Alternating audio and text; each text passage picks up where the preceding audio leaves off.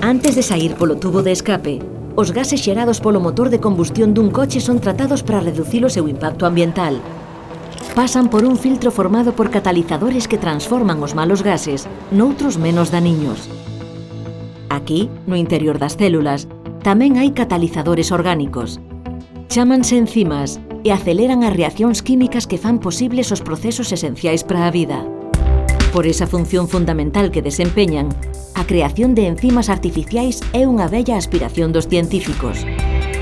O Centro Singular de Investigación en Química Biolóxica e Materiais Moleculares da Universidade de Santiago conseguiu elaborar un catalizador que imita a función das enzimas, usando como base un metal chamado rutenio.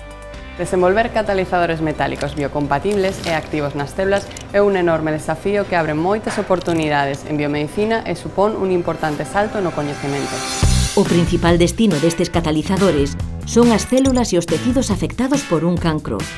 Desde alí, poderían activar un tipo de medicamentos denominados profármacos que necesitan a acción dos catalizadores para unha detonación controlada.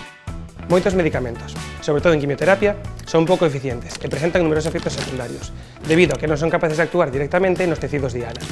Este proxecto pretende desenvolver novas tácticas de activación de medicamentos para que só actúen nas zonas especificamente afectadas polo cancro. Dirixir as enzimas artificiais ata o lugar onde deben actuar é un dos obxectivos actuais do equipo. Ao mesmo tempo, busca mellorar a actividade dos catalizadores xa creados e desenvolver outros novos. Para lograr estes importantes retos, o centro conta coa financiación conseguida por José Luis Mascareñas a través da primeira Advance Grant vixente en Galicia, a bolsa de maior nivel científico outorgada polo Consello Europeo de Investigación.